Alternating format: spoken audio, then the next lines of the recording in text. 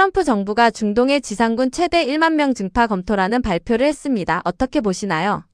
예, 미국의 월스트리트 저널이 현지 시간으로 26일 보도한 기사입니다.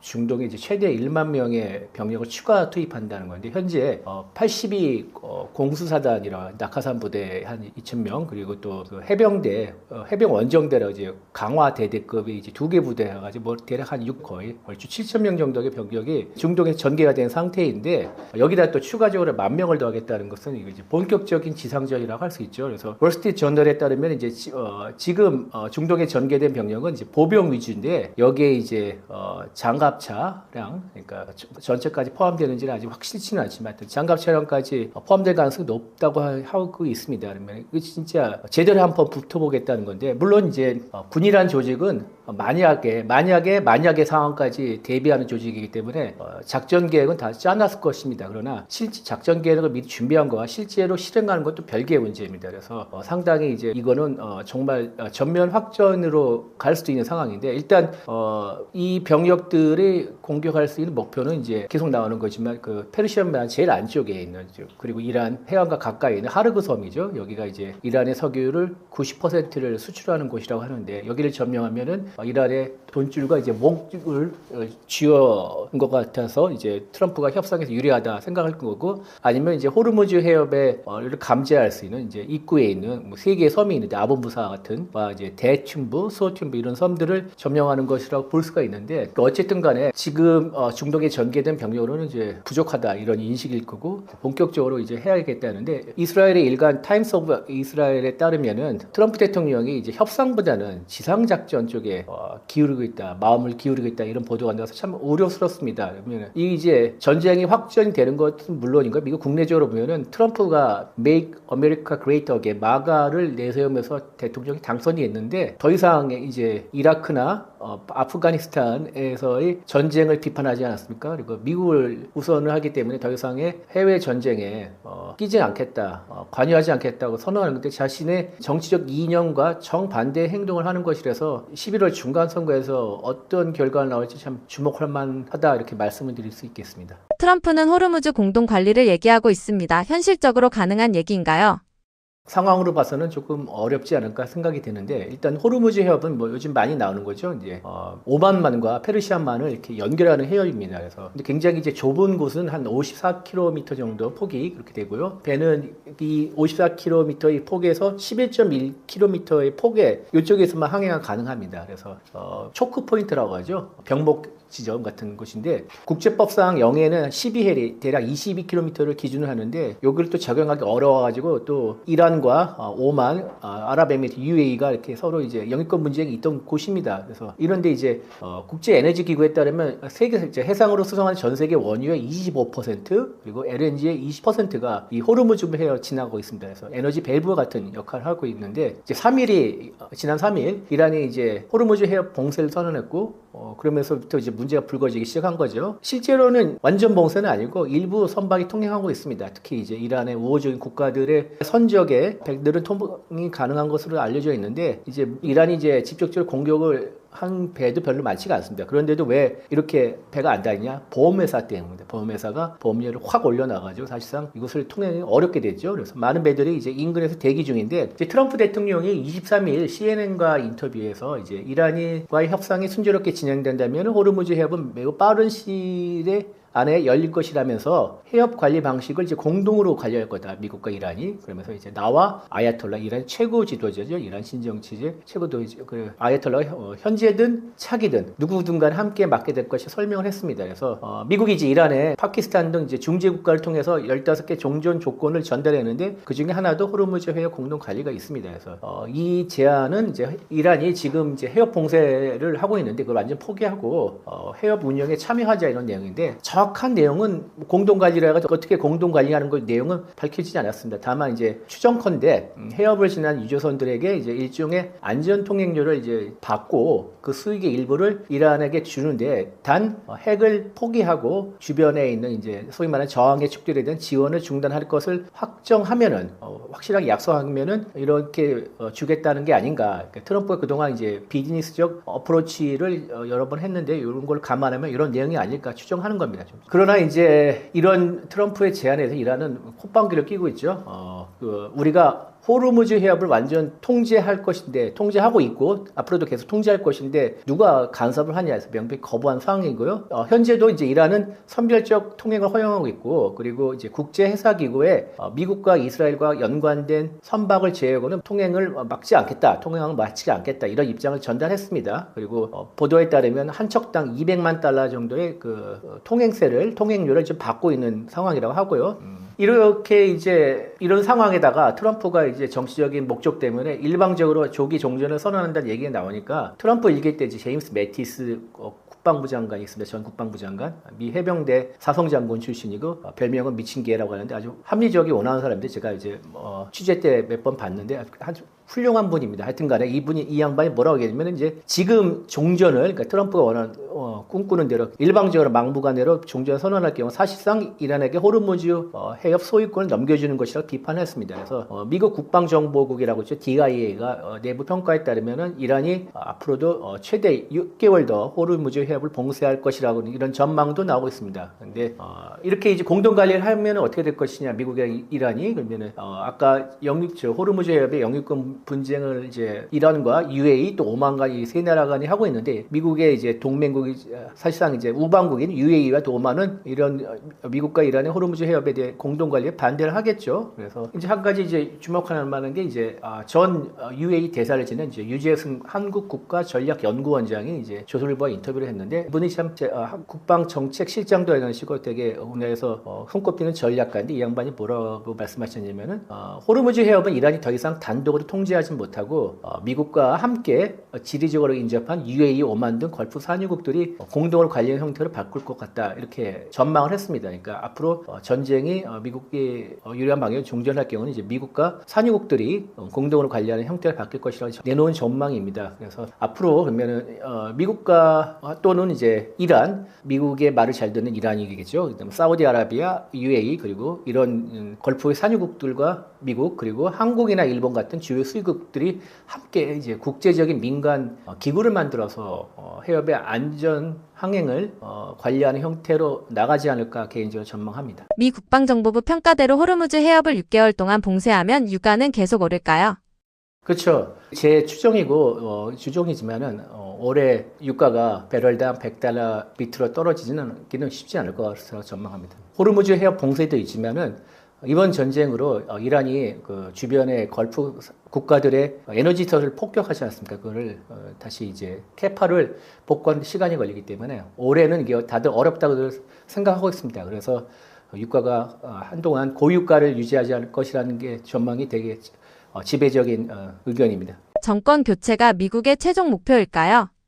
예, 뉴욕타임스가 이제 현지 시간은 20일 흥미로운 기사를 냈죠. 이제 베냐민 네타냐후 이스라엘 총리가 이란의 전쟁이 일어날 때 며칠 안에 반정부 세력을 결집해서 반란을 일으킨 다음에 체제를 뒤엎을 것이라고 이런 모사드가 제안한 내용을 받아들여서 이거를 이제 지난 1월 워싱턴을 방문했을 때 그때 도널드 트럼프 미국 대통령에게 얘기를 해주고 귀뜸을 해주고 설득을 해서 이번 전쟁을 일으켰다 이런 내용입니다. 그래서 트럼프가 이제 솔깃했겠죠. 미국에 있는 이제 정보기관들은 다 이런 이스라엘의 제안에 대해 회의적인 반응을 보였는데 그것도 불구하고 고를 외친 거죠. 그래서 네타냐후의 낙관전 전망에 기대를 걸어서 그래서 미국과 이스라엘은 이제 전쟁 초기에 참사 작전을 통해 이란 제도부를 제고하고 그다음에 정보 공작을 통해 이제 정권 교체를 유도하기 위해서 대중봉기를 이제 부추기고 그리고 이란 북부에 있는 쿠르드 민병대들도 이렇게 내부 반란을 획책을 했습니다. 그러나 이게 생각처럼 진행이 안 된 거죠. 미국의 이제 합참이랑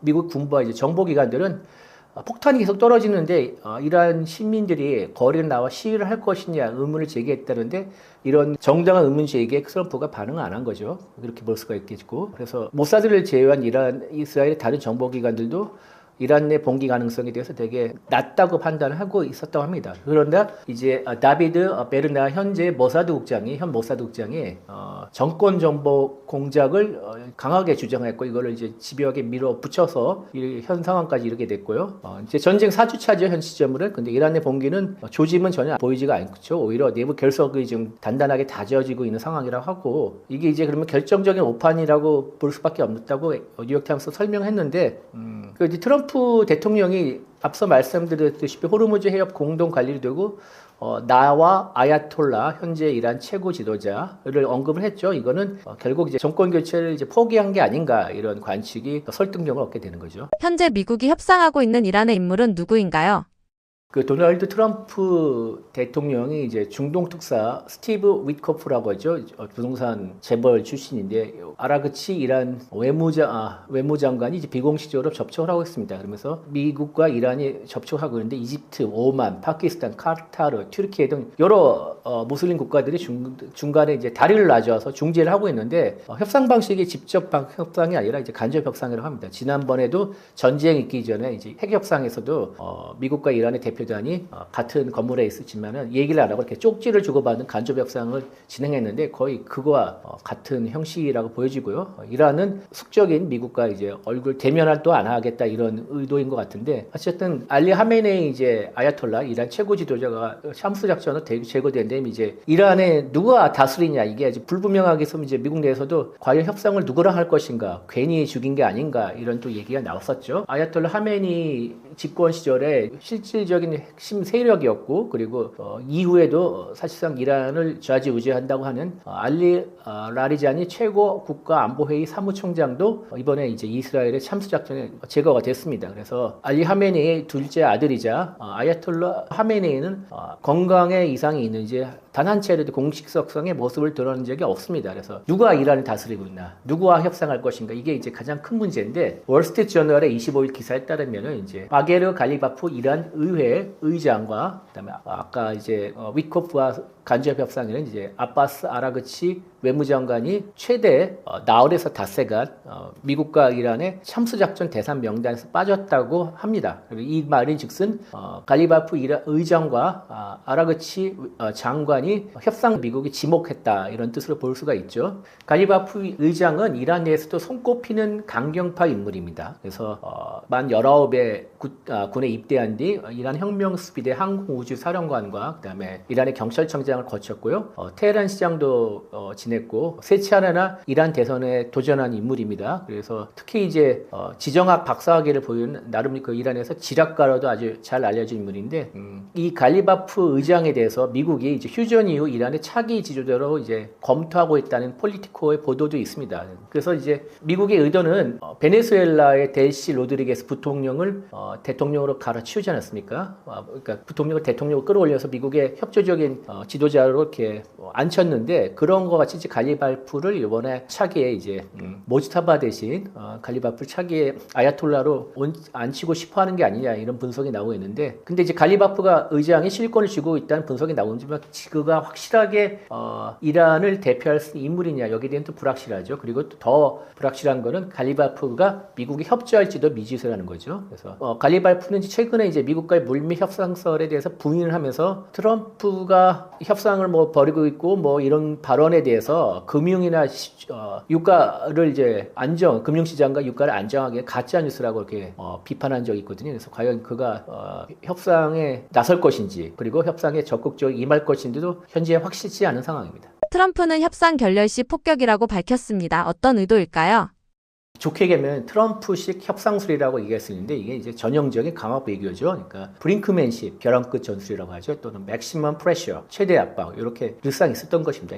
이런 강압 외교는 협상 상대에게 타협하지 않으면은 네가 손해가 클 것이다 이런 신호를 줘가지고 협상에서 유리한 이게 이제 출발점을 확보한 뒤 상대 양보를 끌어내는 방식의 협상입니다. 근데 가장 중요한 거는 내가 한 말이 실제 행동으로 이어질 수 있다고 상대에게 믿음을 주는 건데 트럼프는 이제 이란의 발전소를 초토화하겠다고 협박을 했고요. 그리고 해병대와 공수부대를 이제 투입해서 지상작전의 가능성도 암시한 상태죠. 그러면은 이런 것에 대해서 이란은 이제 현실 실질성 있는 위협을 받아들일 것이라고 생각이 되는데, 그리고 또 이제 이렇게 한 발언은 또 미국 국내 정치에서도 뭐 나름 의미가 있습니다. 그러니까 미국 국내에 있는 유권자들에게 나는 강하다, 강한 리더의 이미지를 지금 강조한 것이고, 그다음에 공화당의 지지층을 결집할 필요가 있고요. 그리고 트럼프 always chicken out. 결정적인 순간 트럼프는 언제나 발을 뺀다, 이런 타코 비판을 차단하는 의도도 있습니다. 그리고 동맹국에는 미국이 여전히 개입할 의지가 있다는 신호를 주는 거죠. 걸프 국가들은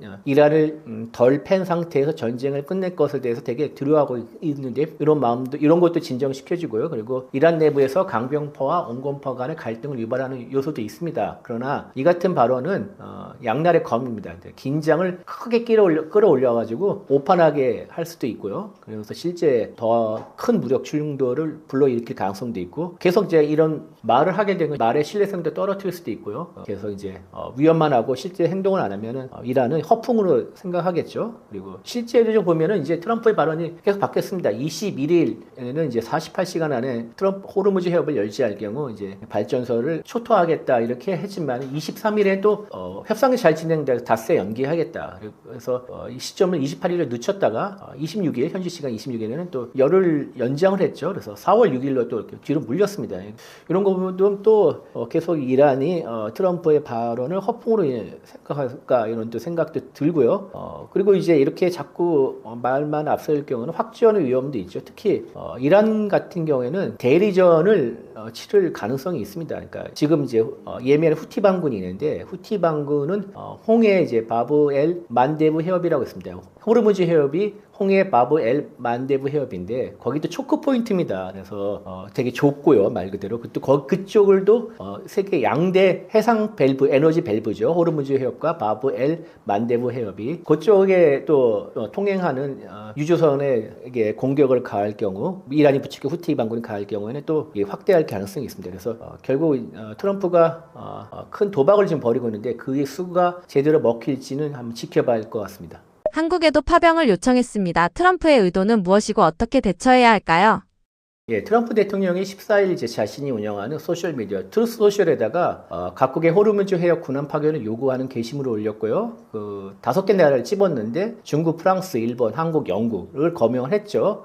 그리고 15일에는 두 곳이더라 7개국의 군함 파견을 요구했는데 구체적으로 거명을 안 했습니다. 그러면 같은 날 우리는 이제 한국에도 4만 5천 명의 병력을 두고 있다, 이렇게 발언을 하면서 사실상 한국에 요구한 거와 마찬가지죠. 그리고 주일 미군 얘기도 했고 주동 미군도 거론했습니다. 참고로 이제 한국에 주둔하는 주한미군의 숫자는 28,500명입니다. 45,000명은 아닙니다. 또 공식적인 파병 요구는 없지만은 비공식적으로는 한 것으로 보입니다. 17일 조현 외교부 장관이 국회에서 요청이라 할 수도 있고 안 할 수도 있고 그런 상황이다, 이렇게 애매한 답변을 했는데 비공식적으로 요청했다는 뜻으로 해석하면 맞겠죠. 26일 프랑스로부터 호르무즈 해협 항행을 논의하는 다국적군 회의에 참석에 대한 요청에 대해 우리는 검토하고 있다고 실제로 이제 화상 회의에 참석을 했습니다. 그리고 파비엥 망동 프랑스 합참의장이 이 화상회의를 주최했고요. 다국적군이 이제 꾸려질 경우에는 전쟁 상황이 끝나고 안정이 된 뒤에 호르무즈 해협 내 기뢰를 제거하는 그런 소외 작전을 펼칠 것으로 보통 예상합니다. 그래서 우리가 뭐 당장 이 전쟁 상황에 들어가는 건 아니고 다 이제 다국적군의 형태를 띄어서 전후에 안정화 작전 같이 이제 그런 형태의 작전을 펼치는 거죠. 제가 이제 IISS라고 영국의 아주 유명한 전략 문제 국제 연구소라고 미국의 CSIS와 버금가는 양대 국제문제연구소의 소장을 최근에 인터뷰한 적이 있습니다. 그 소장이 이제 뭐라고 얘기하면은 호르무즈 통행이 이제 정상화하면 시간이 걸리는데 전쟁에 내가 이번 전쟁에 동의하지 않기 때문에 나는 팔짱 끼고 있다, 이런 입장은 근시안적이다. 호르무즈 해협이 에너지 공급이나 무역에 갖는 국익을 생각해보자. 그래서 영국, 프랑스, 독일, 이탈리아, 일본, 네덜란드, 캐나다가 사실상 이제 특히 이제 유럽 국가들은 이번 전쟁에 반대 의사를 분명히 했는데 입장이 조금씩 바뀌고 있다면서 이들은 이제 호르무즈 협약 기여를 검토하고 있다. 그래서 한국도 이제 뒤늦게 이들과 같이 입장을 같이 한다는 의사를 밝혔죠. 그래서 이제 앞으로 해협을 열려면 무엇을 할 것인가 이제 물어봐야 할 시점이라고 얘기를 하면서 해협이 이제 안전에도 이제 아까 말씀드린 소외 작전이 필요할 수도 있으니까 이럴 때 한국 기여하는 게 어떤 거냐 이제 제안을 하는 건데 저도 이 의견에 상당히 공감하는 편입니다. 그래서 이제 프랑스, 영국, 독일, 이탈리아, 네덜란드, 일본, 캐나다 7개 나라는 19일 이제 공동 성명을 내면서 이란이 지금 걸프 지역에서 하고 비무장 상선에 대한 이제 이런 공격, 그리고 석유 가스 시설을 포함한 민간 인프라에 대한 공격, 그다음 봉쇄를 호르무즈 해협 봉쇄를 강력하게 규탄한다. 그래서 해협 통과의 안전을 보장하기 위한 노력에 기여할 준비가 돼 있다. 이렇게 얘기를 했고, 그러면서 이제 19일 공동성명을 내고 26일 이제 화상회의를 통해서 더 많은 세를 좀 규합해서 다양한 논의를 이제 시작한 것이죠. 그래서 조만간 어느 정도 결과가 있을 텐데, 여러분이 우려하신 대로 지금 전쟁 상황에서 파병은 아닌 것 같고, 전후에 우리가 기여하는 방안을 모색할 것이라고 전망합니다. 현재 트럼프에 대한 지지율 민심은 어떤 상황인가요? 현지 시간으로 24일 로이터와 입소스가 실시한 여론조사에서 해서 도널드 트럼프 미국 대통령의 직무 지지율이 이제 36%로 나왔습니다. 그러니까 지난주와 비교해서 4%포인트 하락한 건데요. 2021년 트럼프 일기 때죠. 그때 이제 트럼프 지지자들이 이제 부정선거를 규탄한다면서 국회의사당 폭동을 일으켰는데 그 당시에 33%인데 그게 트럼프 집권 시기 제일 낮았던 지지율이라고 합니다. 트럼프가 이제 재선 이후 보통 이제 취임 초에 47% 정도 달았고 지난해 하반기에는 40% 수준을 유지했는데 이제 30% 초반으로 이제 떨어지고 있는 상황이죠. 그래서 가장 큰 이유는 이제 경제 타격이죠. 유가가 오르다 보니까 특히 트럼프를 지지했던 20대 젊은 세대들의 반감이 크다고 합니다. 여러분도 아시다시피 미국은 대중교통이 잘 갖춰지지 않았기 때문에 출퇴근이나 이런 것들은 다 이제 자가용을 타고 다니는데 유가가 올라가면 경제활동에 나쁜 영향을 끼치게 되죠. 트럼프 행정부의 생활비 정책에 대한 지지율이 25%로 가장 낮았고요.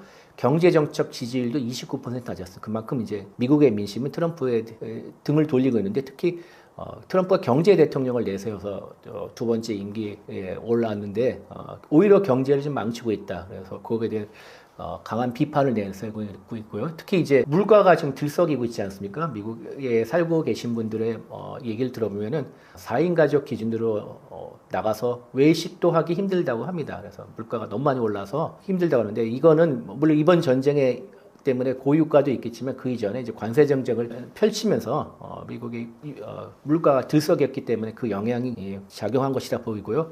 이 같은 여론의 악화는 11월 중간 선거에서 트럼프와 그리고 트럼프의 소속 정당 공화당의 압박으로 작용하고 그래서 트럼프가 이제 최근에 이제 갑자기 종전을 일방적 종전을 얘기하는 건 이런 여론 추세와 깊은 관련이 있다고 생각하시면 됩니다. 미국이 다각도로 전쟁을 관리하면서 전력을 분산시키기 어려워지고 있다는 평가가 나오는데 이럴수록 한반도의 전략적 중요성이 더 커지고 있다고 봐야 할까요? 예, 일단 미국의 전략에 대해서 봐야 되는데 시대에 따라서 좀 많이 바뀌었습니다. 일단 냉전 시대는 미국이 유럽과 아시아 태평양 지역에서 두 개의 전쟁이 동시에 일어날 경우에는 두 개의 전쟁을 한꺼번에 수행할 능력도 갖췄고 한다는 그런 전략도 있었습니다. 근데 베트남 전쟁 같은 이제 1960년대와 70년대 베트남 전쟁을 치르면서 2.5 전략이라고 했는데 두 개의 전면 전쟁과 그다음에 베트남 전쟁과 같은 국지전도 같이 수행하겠다 이런 했다가 중국과 이제 수교한 뒤 이제 아시아 지역에서 방위 역량을 축소하겠다는 그런 또 전략을 했습니다. 그래서 그 당시 70년대 후반에 주한미군 철수도 이제 검토를 했던 것이고요. 그리고 유럽에서 전면전을 치르고 그 밖의 지역은 국지전으로 상대하겠다 해서 1.5 전략을 또 변경했습니다. 그러다가 또 탈냉전 이후 1990년대는 윈, 홀드, 윈 두 개의 핵심 전쟁에서 전쟁이 동시에 발생할 경우 한 개의 전쟁에 이제 몰빵을 하고 있고 다른 한 개의 전쟁에서는 그냥 이길 수 있는 역량을 좀 확보하자 이런 전략을 바뀌었다가 결국 이제 미국의 국력이 상대적으로 약해지는 또 2012년 하나의 전쟁만 수행하면서 다른 전쟁은 억제하자 그래서 원 플러스 전쟁을 전략으로 바뀌었습니다. 그러니까 이걸 종합해서 보면 현재 미국은 이제 중동에서 전쟁을 이란을 상대로 중동에서 전쟁을 펼치고 있는데 한반도나 대만 또는 다른 지역에서 전쟁이 일어날 경우 개입할 역량이 부족한 것이라고 볼 수가 있습니다. 그래서 최근에 이제 북한과 러시아가 밀착하고 미국이 중국의 이제 패권 갈등이 심화하면서 국제 정서가 많이 바뀌지 않습니까? 되게 갈등 양상으로 치닫고 있는데 그러면서 이제 한반도의 전략적 중요성은 이전보다 훨씬 커지고 있는 추세고요. 미국은 이제 한반도를 인도 태평양 전략의 핵심 거점으로 삼아서 동아시아 전략을 지금 짜고 있습니다. 그래서 주한미군 사령관이 한반도 지도를 거꾸로 뒤집은 동아시아 지도를 공개하지 않았습니까? 그러면서 한반도가 동아시아 전략의 중심축이라는 걸 강조하는 내용인데요. 중국을 견제하려면 한반도가 필요하고 한반도를 핵심 기지로 활용해야 된다는 게 미국의 의도이고 그러면서 나온 게 이제 전략적 유연성인데 전략적 유연성은 이제 한반도에 배치한 미군의 자산들, 병력이나 장비들을 필요할 경우 한반도 밖으로 이제 긴급 빼내서 하겠다. 이번에도 중동에서 전쟁이 일어나자 주한미군의 사드나 패트리어트 그다음에 에이티캠스 같은 요격 방공 체계와 그리고 정밀 타격 무기, 유도 무기를 빼내지 않았습니까? 이게 전략적 유연성인데 이런 게 활발해지고 이렇게 앞으로 더 확대하는데 이런 배경이 자리 잡았다고 생각하시면 됩니다. 과거 한미동맹이 한반도 방어 중심이었다면 지금은 글로벌 안보까지 분담하는 형태로 확장되고 있을까요?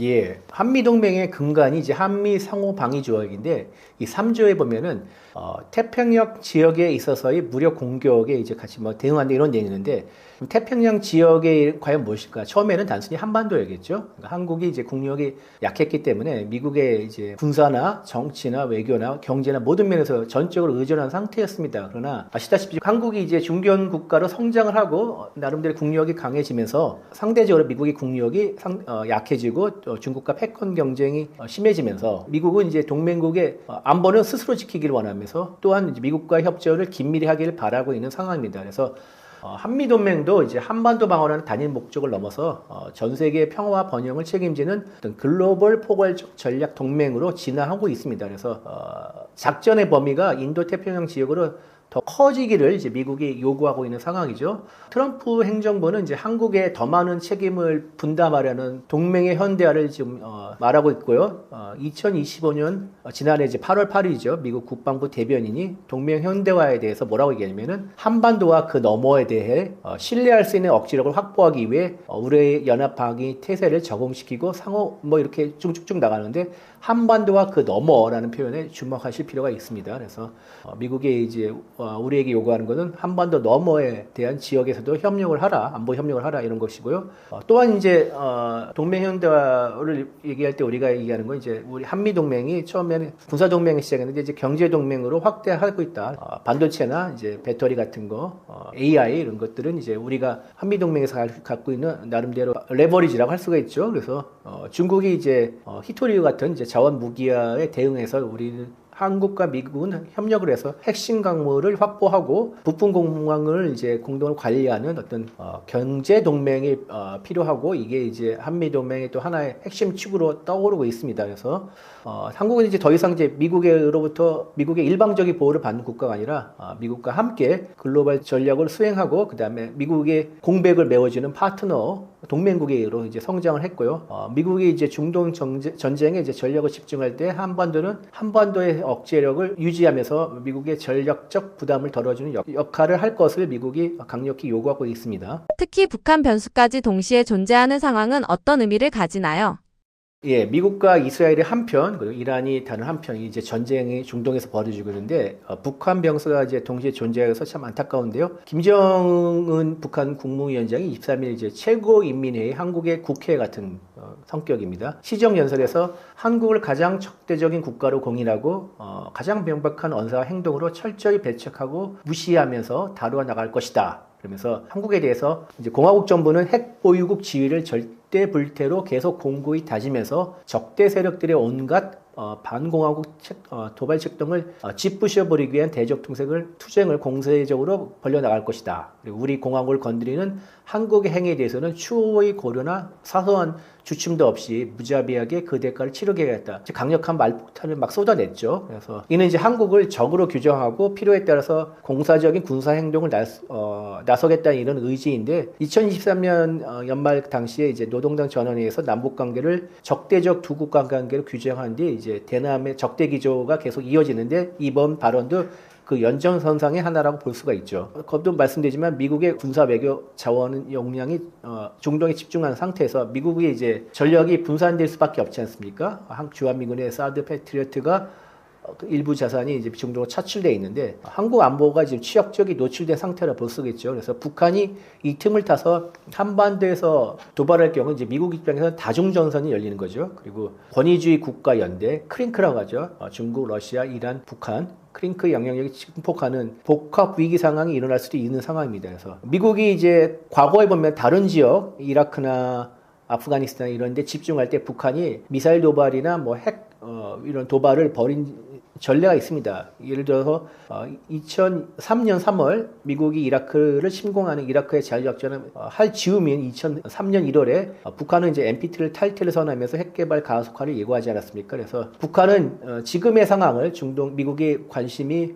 오롯이 그 중동에 있는 상황을 기회로 보고 한국과 미국을 동시에 압박할 가능성이 크다고 개인적으로 생각합니다. 그래서 이 경우에 이제 미국이 이제 전략적 과부하가 걸리겠죠. 지금 중동도 있죠. 우크라이나 침공한 러시아를 또 대응하는 것도 있고, 잠재적으로 대만에서 상황도 벌어질 수 있고, 거기다가 또 한반도 위협까지 나올 경우에는 미국이 전략적 과부하가 되고 미국의 한계가 봉착할 수밖에 없기 때문에 이런 상황을 막기 위해서 이제 미국은 거듭 얘기하지만은 동맹국, 그러니까 한국이나 일본 이런 데 더 큰 역할 분담을 요구하고 하라고 이제 압력을 넣고 있습니다. 한미 동맹은 미국, 일본 동맹과 어떤 차이점이 있나요?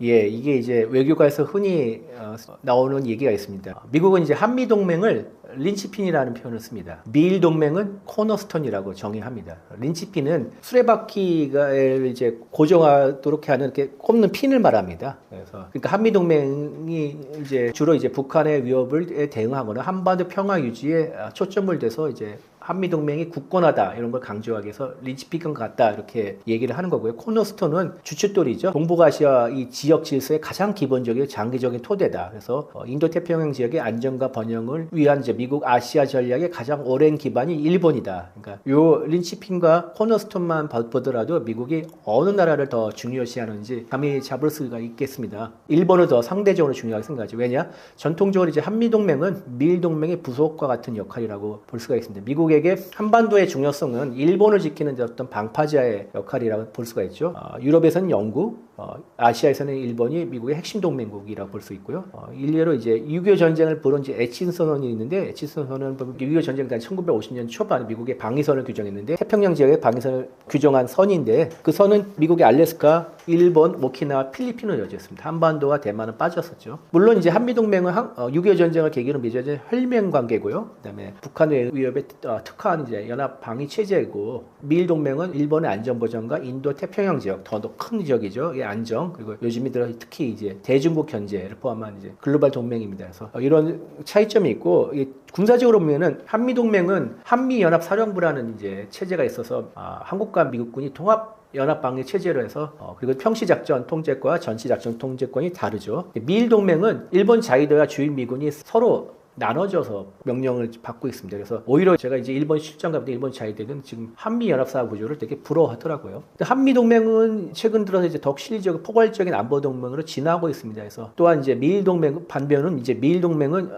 단순하게 이제 더 일본이 평화헌법 개정을 좀 준비하고 있고, 그리고 방위비도 대폭 증액을 하고 있는 상황에서 더 공격적인 동맹 형태로 발전하고 있습니다. 현재의 혼란스러운 국제 정세 속에서 한국은 어떤 기회와 리스크를 갖고 있나요?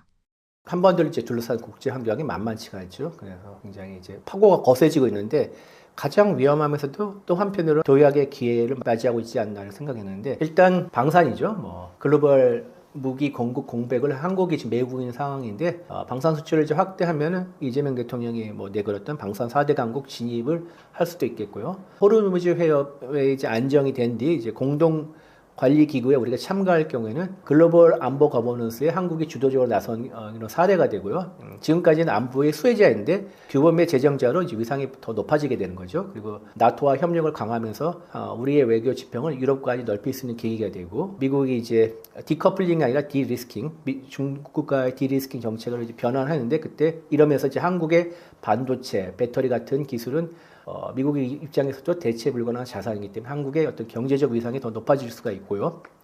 그리고 또 호르무즈 해협 봉쇄를 촉발한 이제 에너지 고유가를 극복하기 위해서는 이제 한국의 또 강점이 또 수소 경제 아닙니까? 그리고 또 상당한 경쟁을 갖추고 있는 원전 수출의 탄력을 받을 것으로 기대할 수가 있습니다.